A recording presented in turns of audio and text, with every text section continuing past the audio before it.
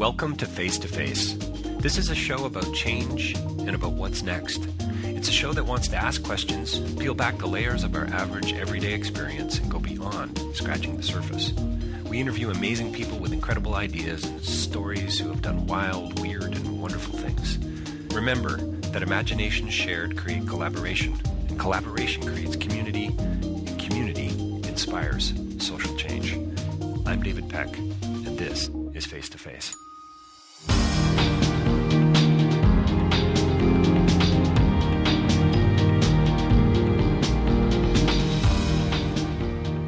Today's interview is with my new favorite American, Doug Magee. He's the writer of President Blog. It's a book that you're going to want to get a hold of. It's a satire. It's, as he says, let's see, here we go. What's hilarious, quote, in its own right, is that I originally wrote the narrative in 2007 as a screenplay.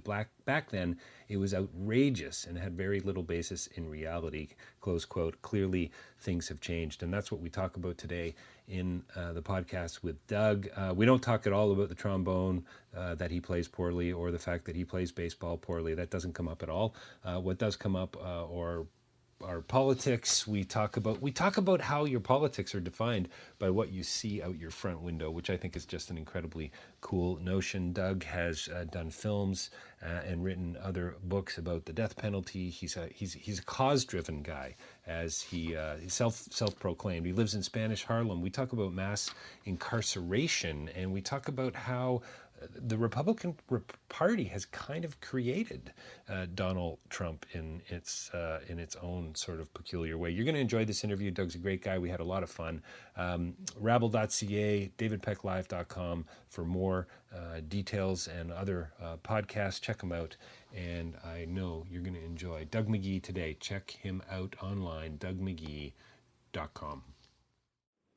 Well, welcome to Face to Face. We're joined by another very special guest today, Doug Magee. He's a writer, he's a photographer, he's a filmmaker, and he lives in New York's East Harlem. And I think we're going to have, I know we're going to have a great conversation here today, Doug. Doug, thanks for joining us. Oh, you're welcome. Glad to be here. So you're a writer, you're a photographer, and a filmmaker. What do you want to talk about first? Well, I'd like to talk about my current book first, I guess. It's a book that was published just a few weeks ago, and it's called President Blog, and it's so incredibly timely here in the United States that I can't even believe my own sense of timing. Nice little plug. Let me read this. Quote, masterfully crafted by Doug Magee, President Blog mashes up fact, fiction, and pure exaggeration to propose a logical antidote to a 2016 presidential campaign obsessed with the outrageous personalities of its contenders, close quote. I love the cover of the book, Doug. You've got the vote sign, the vote button upside down. It's awesome. Yeah, that was kind of fun to do. Yeah, it's when I wrote it, it was I thought it was a wild satire, but here we are in the middle of the campaign in the United States that is sort of out satirizing right my satire, and so it's been a fun ride in that regard. It's about an anonymous blogger who,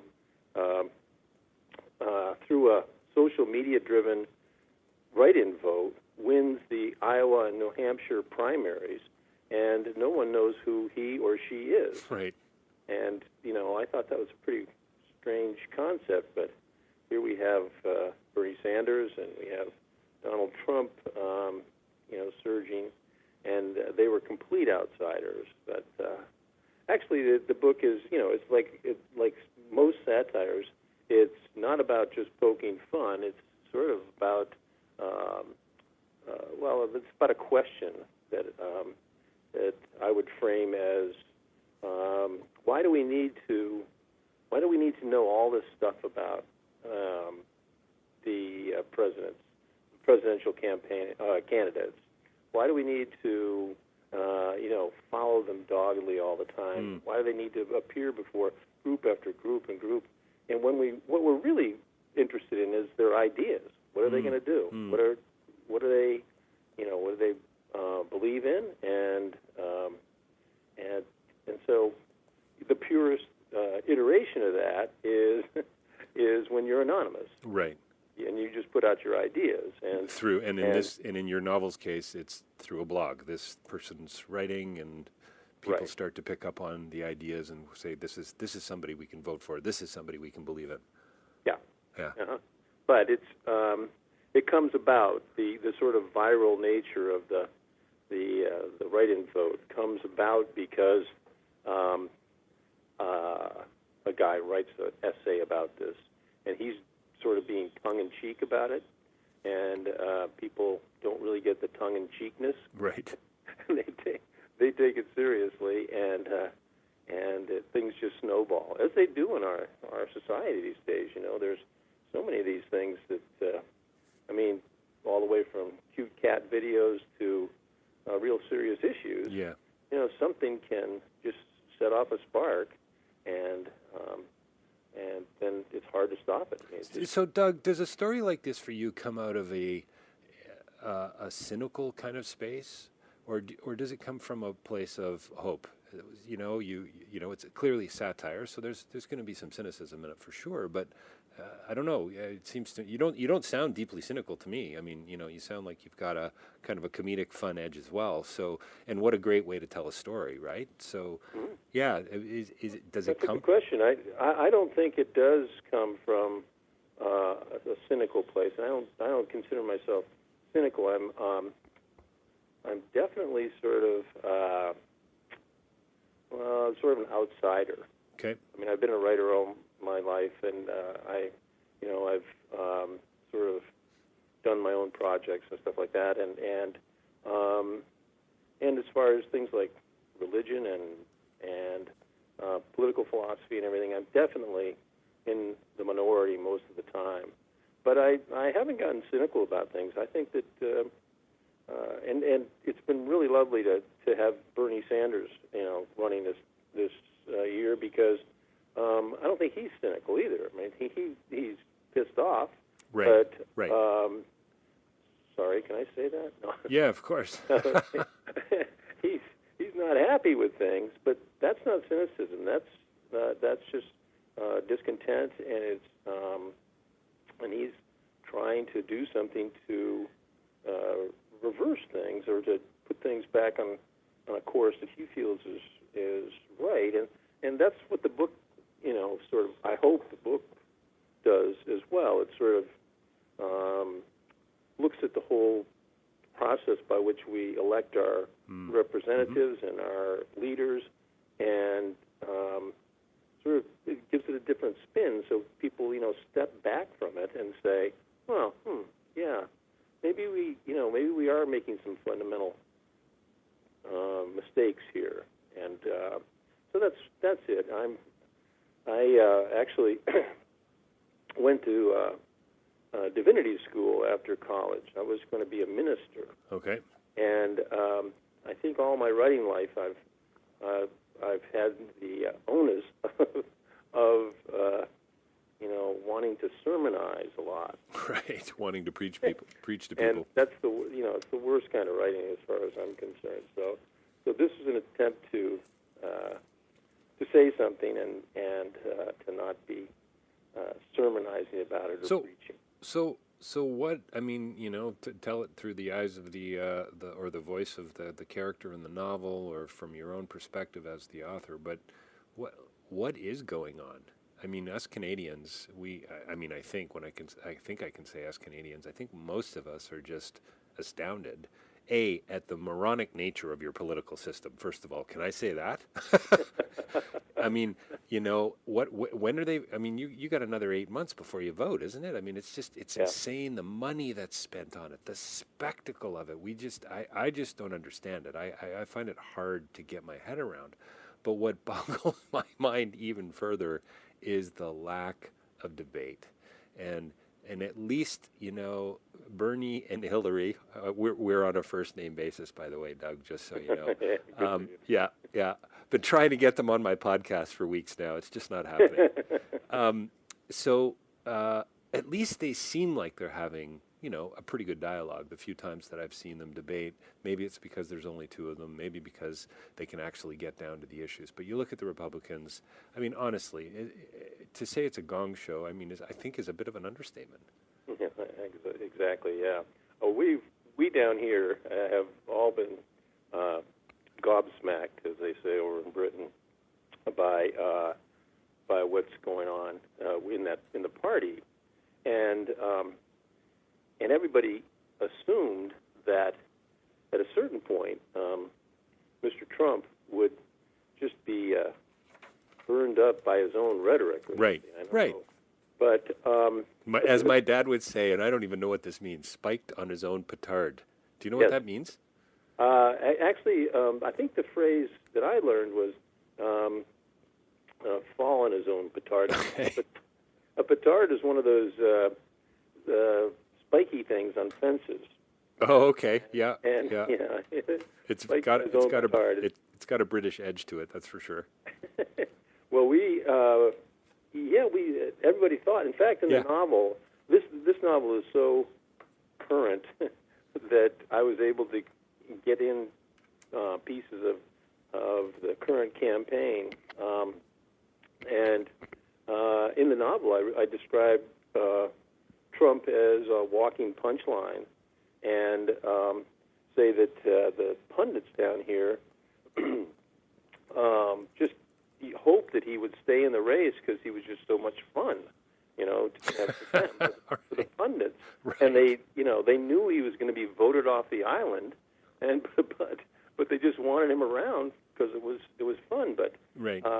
It sort of hasn't gotten fun because you assumed that somebody would come along and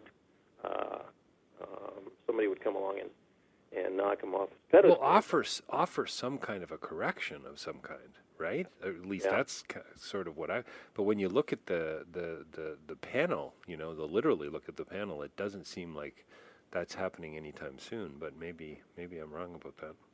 No, you're right. And there was an article actually in today's New York Times that I thought was kind of on the money, and it was about how the Republican Party here over the years has essentially created Donald Trump.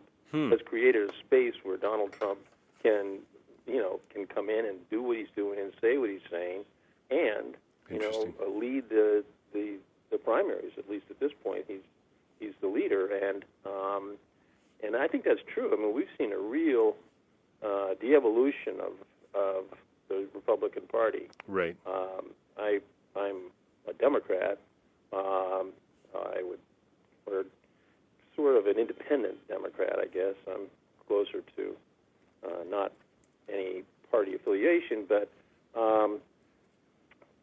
it has been a horrible sort of few decades that we've seen them be in power and do nothing, and whatever they do is destructive, and the brand of conservatism that has grown up has been just virulent. I do a lot of work against the death penalty down here. Okay, yeah. In fact, one of your first films or first books was about that, was it not? Yeah, I did a book of interviews with people on death row, and it's called Slow Coming Dark, and I've been a proponent of the death penalty ever since, in an activist sort of way. And I did one of my films or a couple of my films were about death penalty situations. And in the debate we had, the Democratic debate a week and a half or so ago, that became for me, or for a lot of people, a defining issue when Bernie Sanders says under no circumstances should the state be killing people, and Hillary Clinton, sort of waffled and said, well, I'm against the death penalty, but the federal government should do it and not the state government. It should only be for the worst of the worst. And we've been hearing that for a long time. I mean, the death penalty is essentially a selection process, and it's a flawed one, prone to human error and everything else, and it's just untenable. Right. I think you guys have understood that for quite a while. But down here, in our sort of macho culture that Mm-hmm. we're in, people still think that they know who should die and who shouldn't. Do you think I just this morning I read about and I hadn't known anything about it, but I think it was on BBC actually. I think it might have been the Globe and Mail, but Johnny Depp has starred in a movie about Donald Trump. Have you heard of this? Yes. Yeah. I watched a little bit. Okay, so you've seen a bit of it. But what I found really interesting about the article was they were kind of saying, how can you be funny? How can you parody a guy who's kind of almost beyond parody in a way? Yeah. And I wonder, having just written this satire about this kind of fiasco that seems to be unfolding, what are your thoughts about that? Is it no longer comedy?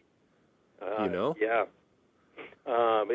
It's kind of it is moving into a different sort of tenor. I think you'd have to say, right?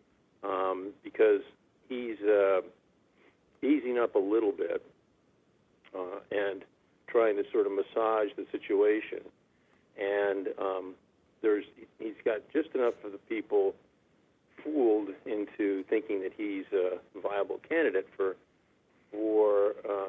him to be able to perhaps get the nomination, and it's scary to think about what would happen, because the guy is unhinged. I mean, he's not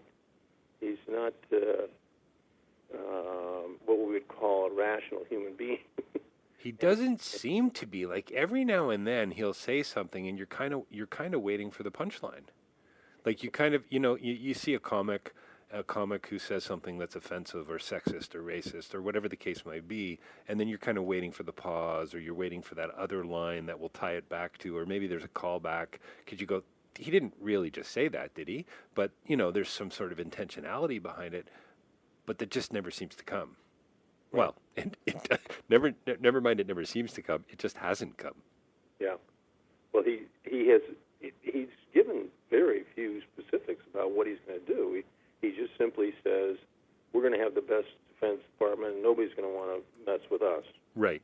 Right. And that kind of stuff. And well, that's like a seventh grader debating or something. Yeah. But he's a scary guy. But what is fascinating for me in watching him is that you rarely get to see such a raw narcissist, mm-hmm. Parading in front of you. That politicians are narcissistic to the core. Sure. Yep. For the most part, unless you're talking about Jimmy Carter, maybe, but but a lot of them, do a good job of sort of couching that narcissism in sort of like prescriptions for the country, and pretensions that they are there for other reasons. But this guy it's just so plain that he is unhinged in that regard.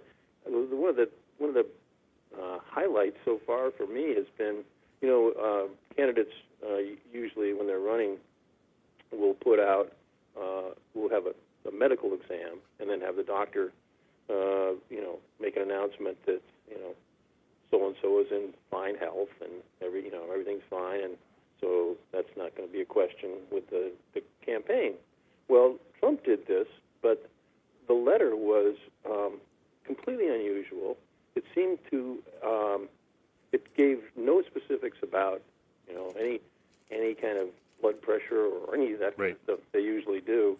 It just went on about how this guy was in the best health anybody could ever possibly be in their entire life, and he's a 68-year-old man who, is like a teenager or something like that. And it was clear that Trump had just said, "Here's what you're going to say in this letter, and give me this letter, and let's be done with it." Right. Sure. So I'm just fascinated by that kind of ego. I mean, Oh, it's utterly profound. I mean, and it seems like every day there's something else to just kind of marvel at. I mean, certainly, we are huge Jon Stewart fans. My wife Elizabeth and I, and Trevor Noah now, and so it almost seems like daily there's something to talk about. I mean, it's and probably will be. I mean, comedians love politicians, that's for sure. What does it say about the U.S.? Doug, what does it say about what's going on? What does it say about the split, the divide, nationalism, militarism, racism, and I mean, or is that just way too big of a question for? Yeah, I mean, it's a big question. I don't think it's something that has just leaped up, though. I think it's been in the works for a long time. Sure, yeah. I mean, it's incrementalism, right? It happens slowly, right? Yeah, exactly. I mean, I've been looking at the past 4 decades, say, through the lens of the death penalty. Yep. And I've also been looking at it through the lens of where I live. I live in East Harlem, which is not central Harlem that you hear about all the time, but it's to the east of Harlem. Okay. Surprisingly enough. And I came here on a graduate school program in 1969, so I've lived my whole adult life here. I'm a white, middle-class male, and I live among black and Puerto Rican and now Mexican and Dominican neighbors for the most part. And so my view on the country over these 4 decades has been from this perspective. Stokely Carmichael, who was a leader of SNCC during the Civil Rights Movement, was sort of one of the reasons I came here, because he said that your politics are determined by what you see out your front window. And that's stuck with me. That's what I've seen. My politics have been shaped by seeing my neighbors who are poor for the most part, but they are not. This is not a war zone, and they are not grumbling or anything like that. They are simply living lives as best they can in a rigged economy. I mean, the economy, as Bernie Sanders says, is rigged against them. Right. And so they have persevered. And I've been along with them. I'm not a community organizer or anything like that. And when I first came here, the white population in this neighborhood was minuscule. I was either supposed to be a cop or a social worker or a teacher. Right. Yes. And I was none of those. And I feel really sort of lucky to have been living here. I've raised my kids here. They've gone to schools where they've been minorities, and it's been a unique way to experience the country. So what I've seen over that time is, and through the lens of the death penalty as well, what I've seen is that so many of our core values of things like help for the disadvantaged and for compassion for people who have disabilities or for sort of mercy in the criminal justice system and that sort of thing have been just so eroded that we have this sort of gross situation of which you guys probably look at and say, what are these people thinking? That what we're experiencing now is sort of the run out of that, and I can only imagine it's going to get uglier. So, Doug, why have you spent time looking out your front window? Because I think why have I? Yeah, because I actually think a lot of people don't even bother to look out their front window. Well, it's kind of interesting. It's an interesting neighborhood. I mean, I love it. I don't speak Spanish well, and I don't consider myself, anyway. I'm a middle class person, but the streets are lively here. It has for a long time been a Latin culture in a lot of ways, and there's music out on the streets. People, congregate on street corners, and it's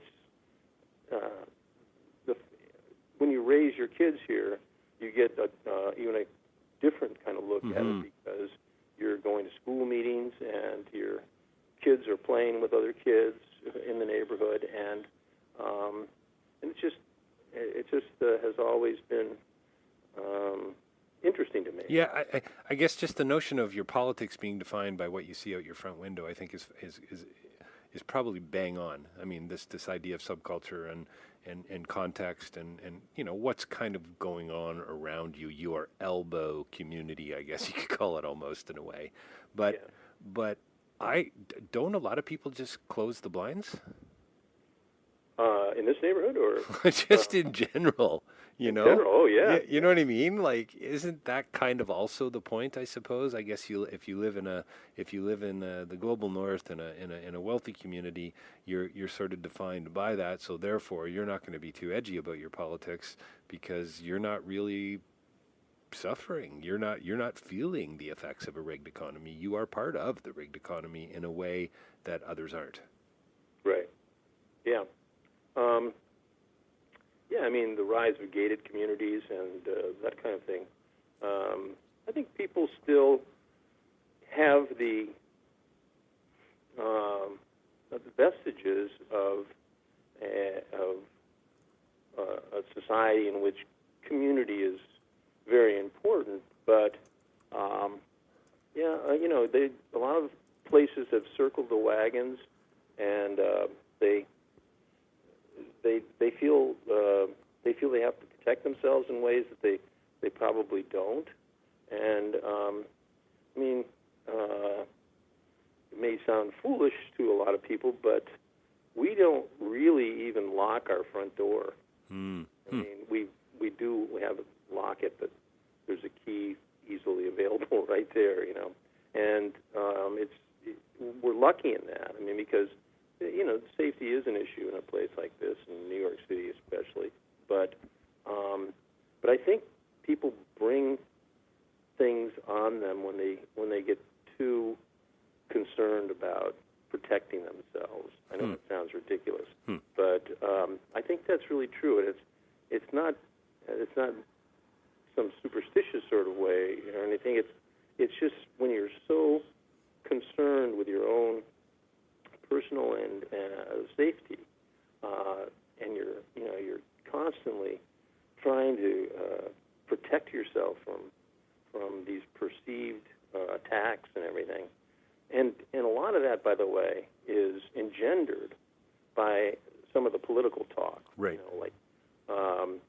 Especially now with the Republicans, and then not only do you lose the quality of life, but you may even be sending signals to people who do want to burgle your house and things like that, hey, these guys are so worried about their security, let me give it a try here. Let's see what they got inside there. Right. What are they hiding? Yes. Yeah, exactly. So you've been passionate about the death penalty and all its implications for 40 years. What else gets you out of bed in the morning? I mean, you clearly sound like a pretty cause-driven person. I'm cause-driven. I'm not. Or maybe change-driven. Is that a better way to look at it? I don't know. I think I've sort of evolved. I mean, or changed, I think would be a better way to say it. I began, as I said, I went to seminary, and I was a pretty serious guy. I was a Eagle Scout when I was a kid, and I had this a real sort of do-gooder, serious side to myself, and so when I started writing and I started making films and doing that kind of thing, I felt it necessary to furrow my brow and to get, to maybe preach or whatever, but I had to point out ills in the society, and wasn't an angry young man, but I was clearly concerned about these things and felt that I had to be very serious about them. And the books that I did were very serious books, and I'd do that all again. And in fact, I'm working on a very serious case that I've been following for years right now and everything. But I've lightened up some, and it's been really fun publishing this book because I published a couple of novels 3 or 4 years ago, and both of them were suspense novels. Okay. And they were, I think they were good books, but they weren't really me. I mean, in a suspense novel, like you had to, you have to sort of get your imagination in a frame of mind that sees the world as a dangerous place and understands the world as evil, and I don't necessarily see that. I see that the world as more comedy than tragedy, and so this book, which started out as a screenplay, by the way, I'm a screenwriter as well, and it started out as a screenplay 6 years ago. Okay. And I couldn't set it up then, and so when this campaign cycle came around, I sat down and wrote it as a novel, and it's been really fun to get the reviews that we've been getting because, people enjoyed it. They had a fun time. They liked the book, and instead of, saying, wanting them to, really understand the great prose and the seriousness and all that kind of stuff, I'm just happy to entertain, to let people. Do you think that's the best laugh time? And to make them go away thinking, "Wow, that was a cool idea." Doug, you've done film, you're a photographer, screenwriter, author, but you've done novels and nonfiction and so on. You've done, so like you say, you've lightened up. You've clearly learned a fair bit and experienced a fair bit along the way. Do you think that one of the best ways to change the conversation, to get people thinking about things differently, is through story? Is it, or is it the image, or is it art? Is it, we see an increasing, I just read an article recently out of the Washington Post that was about why kids need to study philosophy, and I'm all over that. I've done 2 degrees in philosophy. I try to bring up my children sort of on the Socratic method a little bit, and so, but, send that to my brother who's a principal, and he said, yeah, you know what, David, I agree, but sadly that's not where the money's going. It's going to the computer sciences and so on. We want to make sure our kids are good mathematicians. So a couple questions there, I guess, but can we move the dialogue a little bit along, but through narrative, through satire, through comedy, through film? I don't know about that. I mean, it's a good question. There's been plenty of times when I've thought that could be the case. I was doing a lot of death penalty activism, and then I started working in Hollywood as a screenwriter, and I said to myself that I'm going to scale back on my activism because I think I can do more good through film. And so I, did, just as far as raw time is concerned. And so I did films that, that I thought really approached the questions about the death penalty and about other things. And I don't know what kind of effect those had. I don't know.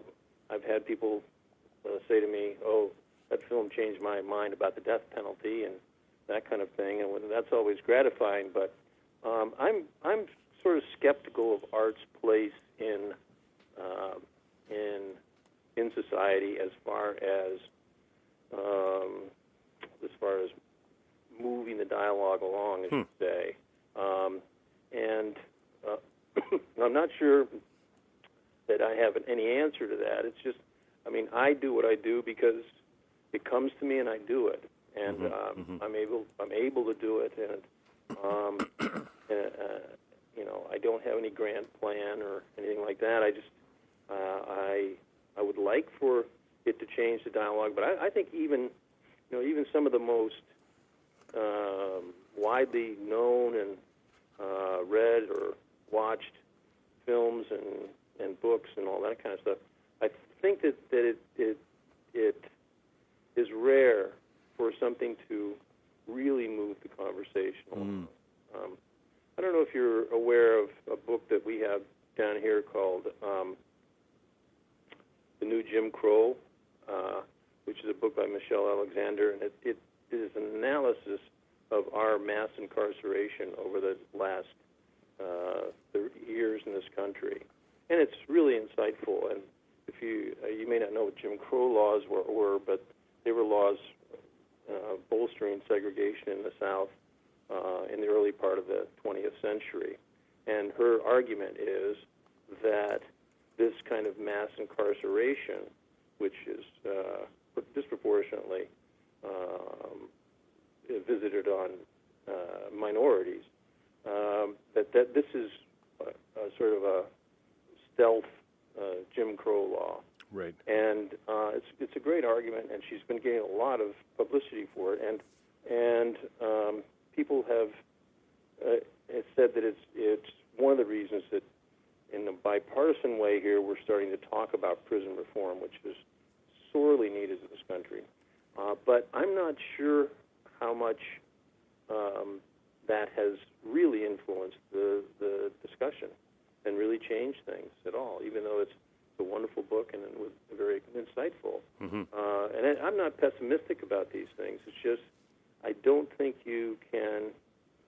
I don't think when I go into any new project that I think I'm going to change the world. Right. I know you're going to change the world. I've got a tattoo. I'm glad to see somebody is going to change. Yeah, exactly. Well, I'm glad it's about time somebody's acknowledging it, Doug. It's thanks for that. I appreciate that. Yeah, well, I'm not going to be around very long, so I probably won't see it, but I wish you well with that.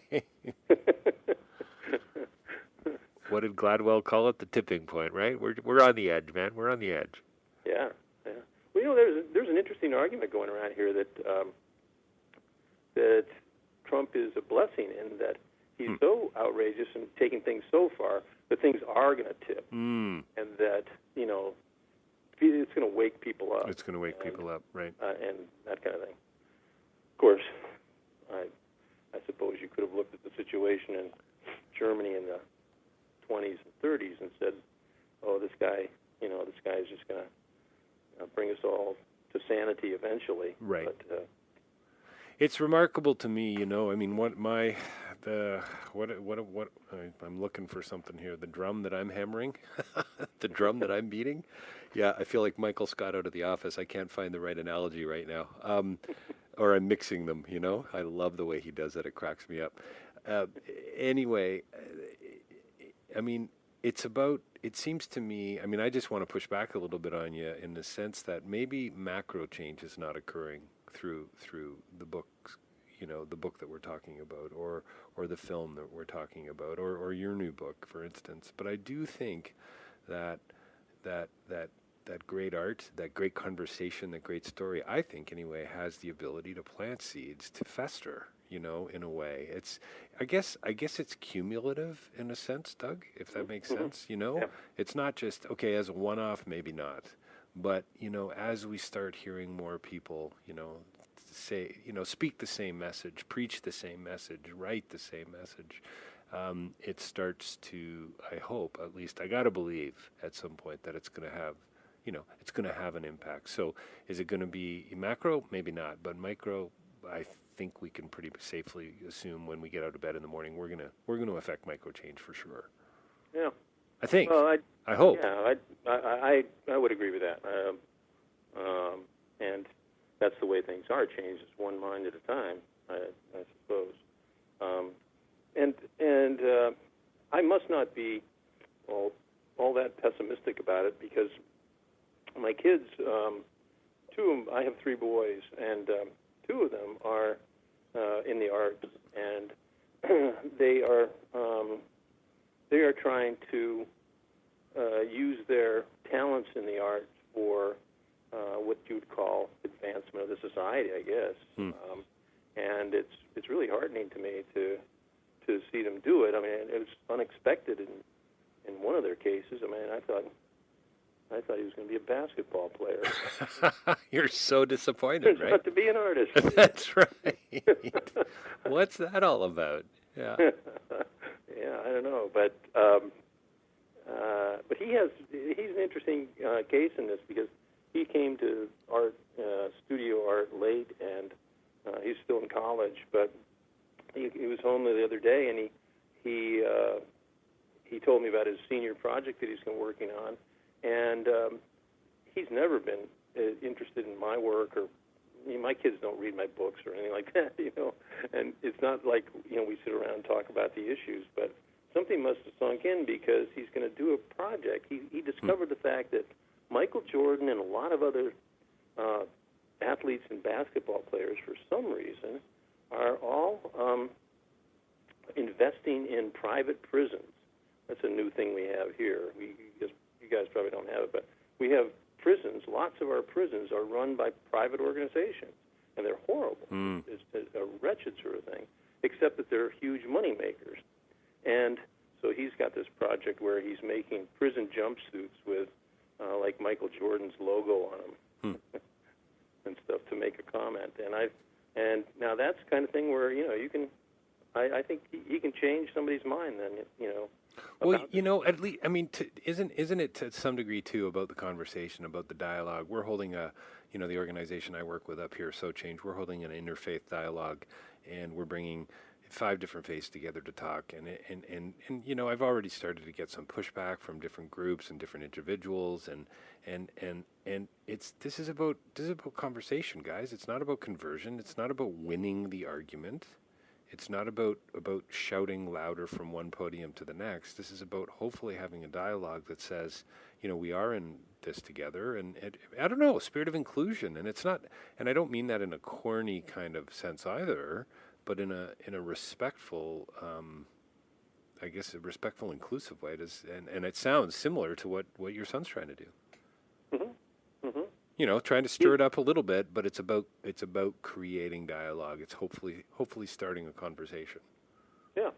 I mean, as long as you're not preaching to the choir, as we say. Well, this is the problem, right? I think sometimes a lot of art does do that. Yeah, I think a lot of great film, a lot of the same people are reading it over and over. Yeah, I think that is a challenge. That is not a danger necessarily, but it's a hurdle to get across with some of this stuff. And I think that's why it's so interesting and so great that some of these ideas make it into. I mean, I read this great piece in on BBC recently about Star Wars and The Force Awakens and nostalgia and why it's such an important film, and it was just really wonderful.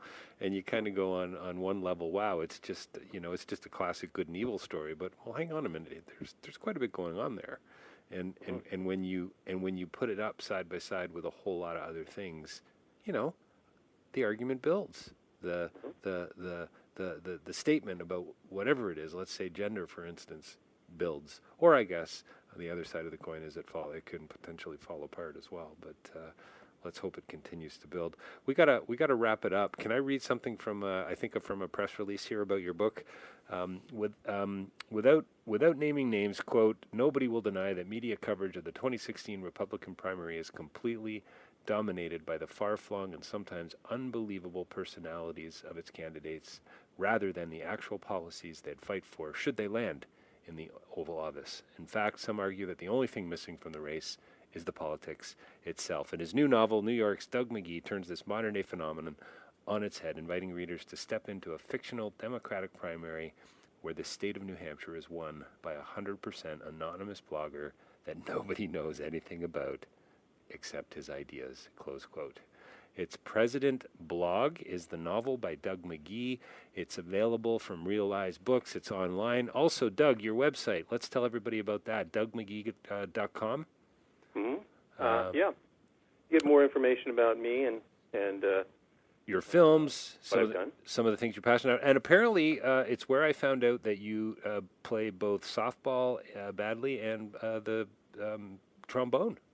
Yeah. I don't don't excel at either. Good. Well, good for you, Doug. I applaud that. I've always known that about you. Yeah. Doug, thanks so much for joining us today. Really appreciate the conversation. I wish you all the success in the world, and congratulations on the new book. Thanks a lot, David.